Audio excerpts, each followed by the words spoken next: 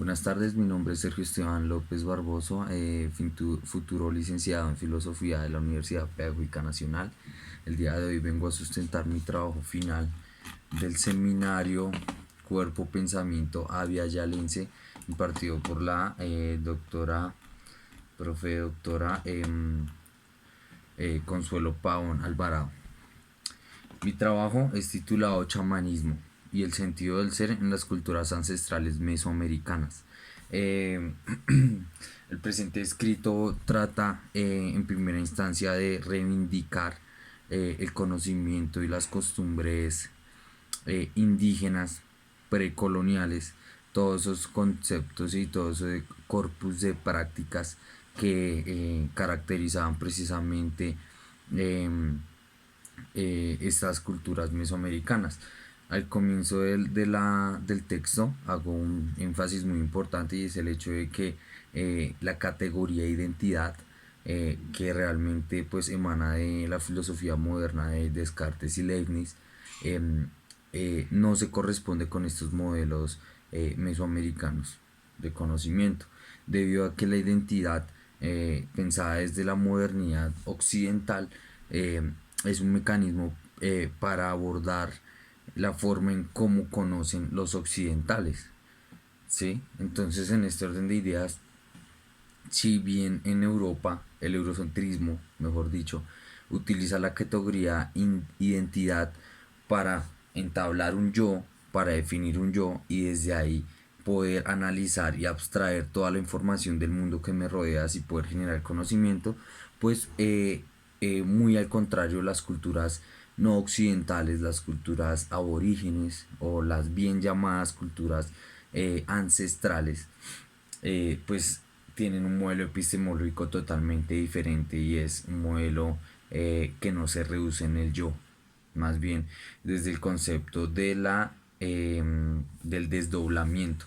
¿Qué es el desdoblamiento? Pues el desdoblamiento podríamos resumirlo muy vagamente en que es la práctica que un sujeto puede hacer o ejecuta para salirse de su yo. El yo lo podemos ver como un solo elemento, mientras que el desdoblamiento no se agota en este solo elemento, sino que puede ser dos o tres o cuatro o cinco elementos, cinco corpus, cinco entes que puede el chamán o el personaje que se esté formando en chamán o en este pensamiento ancestral, pues que tome figuras, tome diferentes pensamientos que no se agoten en el sí mismo, sino que puede, de ahí podemos hablar de que el chamán se transformó en jaguar o se transformó en anaconda o el chamán hizo un vuelo por tal zona geográfica. Gracias a ese concepto de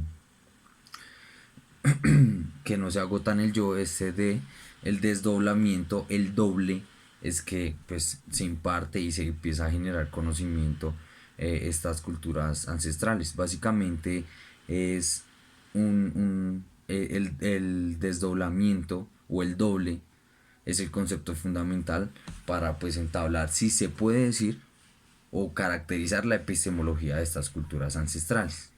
¿Vale?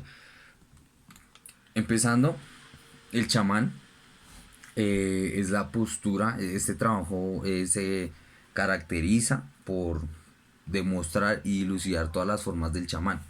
El chamán básicamente es más que un sujeto, es una figura que se adopta en la cultura ancestral y esta cultura, este personaje, esta figura del chamán, es como el encargado de impartir las formas en cómo se conoce, transmitir los conocimientos, llevar a cabo ciertas prácticas que va a seguir generando el conocimiento ancestral, cosa de que el pensamiento occidental, europeo, pues no sé, o estadounidense, que lo tenemos más cerca, pues que no invada de forma radical y no extinga ese pensamiento. Entonces, si bien el chamán es una postura, es un sujeto que es un sujeto de saber y de poder dentro de su comunidad, también es una práctica que no se agota en el sujeto mismo, sino que tiene que ver con toda la comunidad, ya que el chamán es como un guía para ellos, es,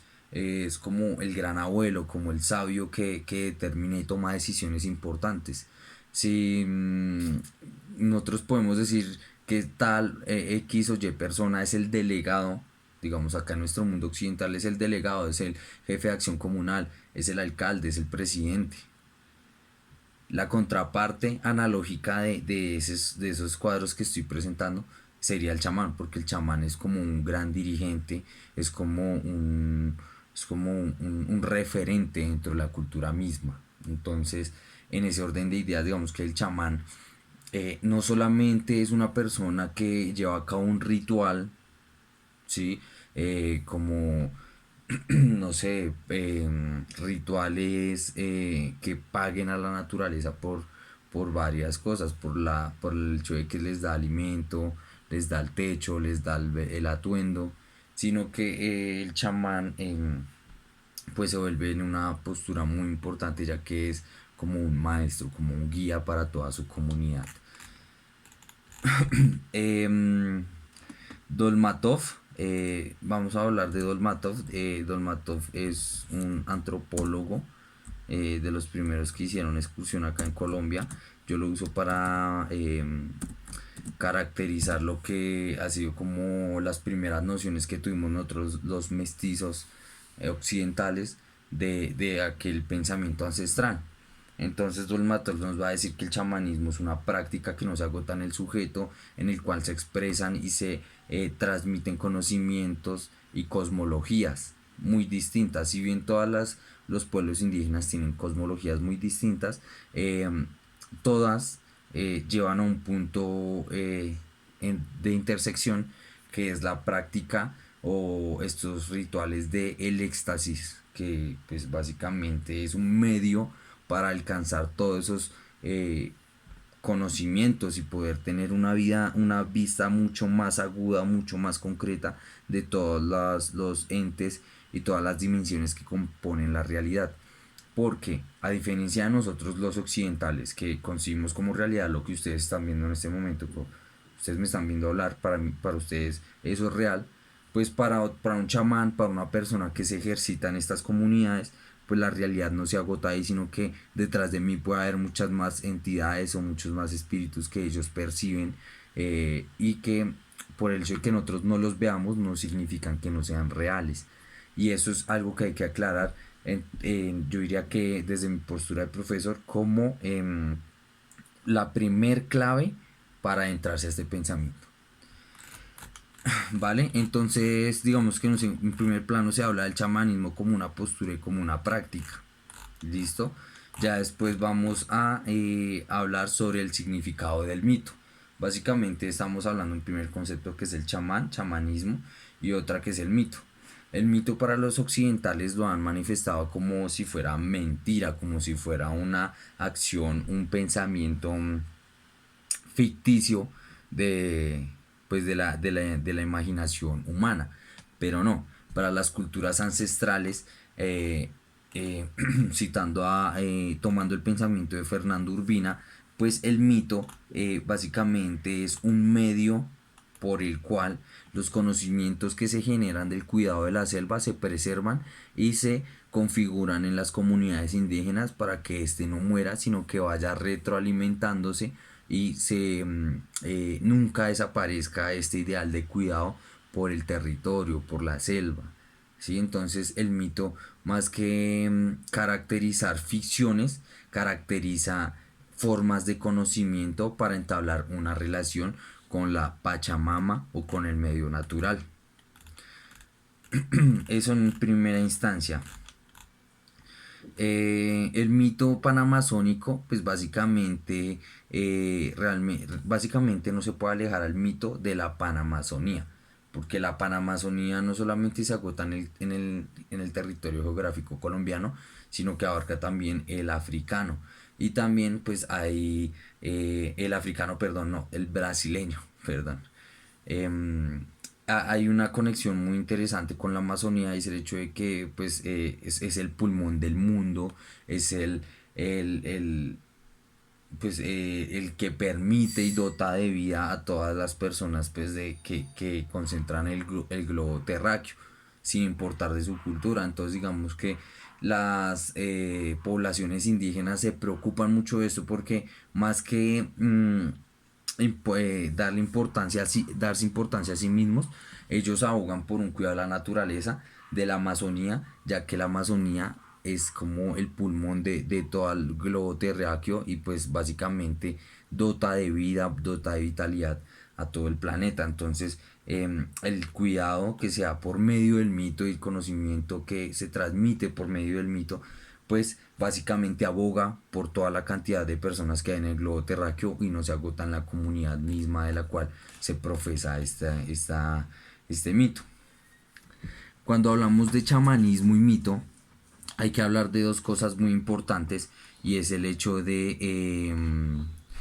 que pues el mito, cuando hablamos de chamanismo, mito, hay que hablar de dos conceptos primordiales que es el concepto de éxtasis y el concepto de crueldad. Son dos conceptos muy pertinentes. Cuando hablamos de chamanismo no se pueden pasar por alto porque son escalones, son mesetas que se estratifican una sobre otra para, pues, para poder caracterizar lo que es una ontología de las culturas ancestrales, como poder tener un acercamiento a lo que son esas culturas y no lo que nos han enseñado por medio del pensamiento colonizador. Entonces, básicamente, la crueldad que se maneja en el ritual del chamanismo no es el concepto de crueldad arraigado a lo malo, como a esa actitud occidental de causar daño, dolor en sí mismo, sino que la crueldad entendido en estos términos va mucho más allá de ese daño a otro, sino que la crueldad implica crueldad sobre sí mismo. Esta concepción de crueldad no implica a otros, no implica ser crueles sobre otros de forma unilateral, sino que es una crueldad consigo mismo en el momento en que se pasa por un proceso de éxtasis, un proceso de preparación, un proceso educacional entre este pensamiento pues que no es occidental. La crueldad es ese proceso por el cual se pasa en la ritualística con las plantas de poder. Entonces, cuando hablamos de éxtasis, tenemos que hablar necesariamente de plantas de poder. Si bien Terrence McKenna nos menciona que no todos los chamanes utilizan plantas de poder para llegar al éxtasis, sí es una forma casi universal de que todo el chamán quiere llegar al éxtasis, así no use plantas de poder. ¿Sí? Entonces, si yo uso plantas de poder para llegar al éxtasis, muy perfectamente otra persona, otro sujeto que se ejercite en esa ritualística chamánica, puede llegar al éxtasis sin necesidad de consumir plantas de poder. En la Panamazonía, las plantas de poder más importantes son el yagé y la hoja de coca, ya que son las plantas que se usan por autonomacia en estas culturas para percibir dimensiones de la realidad que no se pueden aprehender estando en un estado de vigilia, en un estado como de normalidad físico-química corporal. Entonces, cuando una persona de comunidad tal se quiere entrar este pensamiento occidental, pues y tendrá que dirigirse a las prácticas chamánicas, a la práctica del mito para generar conocimiento y transmitirlo y el cuidado de transmitir el cuidado de la naturaleza.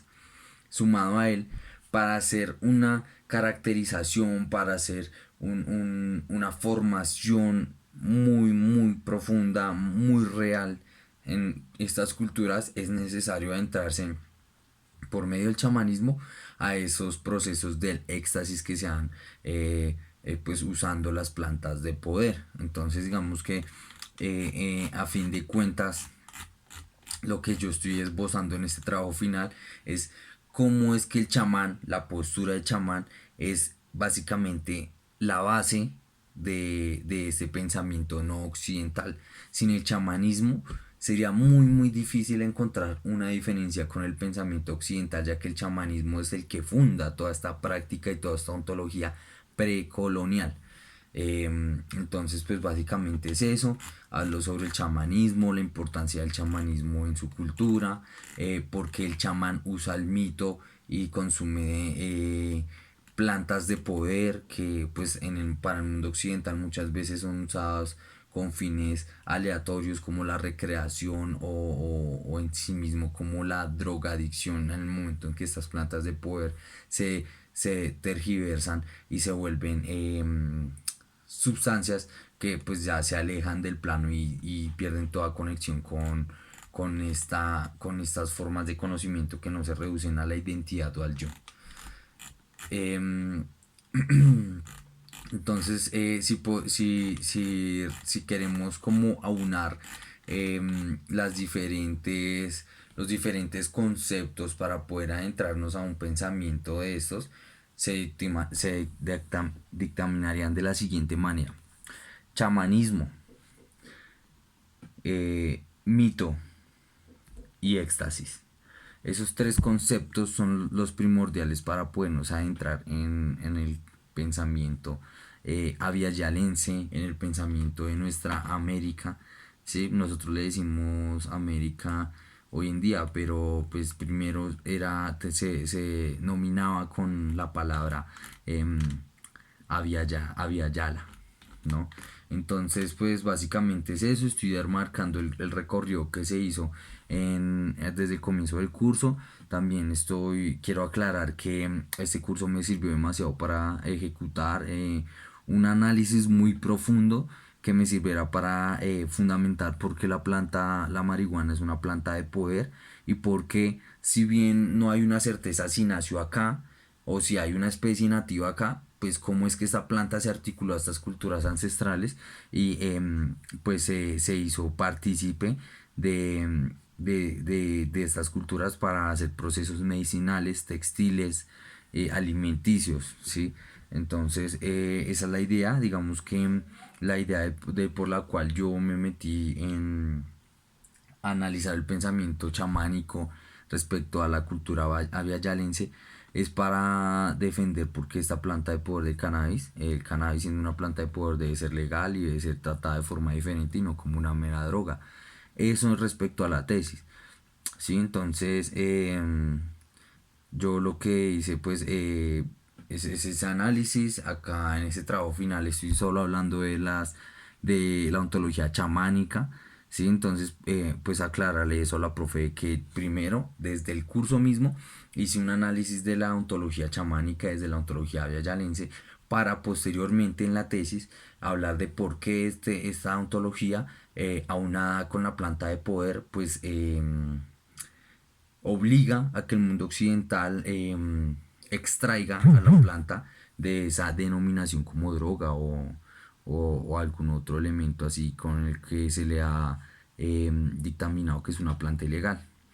En este orden de ideas, este sería mi trabajo final y pues agradecerle a la profesora Consuelo Pavón por el apoyo, por todas las horas dedicadas en la clase y la paciencia para enseñarnos a comprender este pensamiento muy complejo, muy desconocido, aunque no por esto deje de ser bello.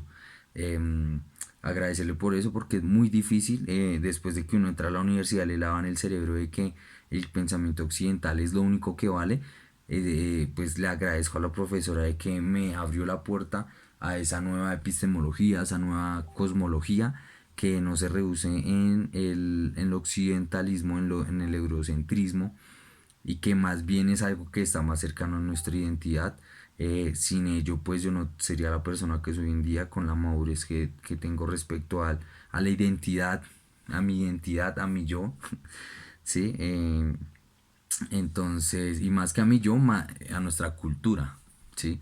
Entonces eso sería, profe. Muchas gracias nuevamente por la paciencia y por toda la dedicación que nos has quitado las gafas occidentales eh, para nosotros. Profe, un abrazo y hasta luego.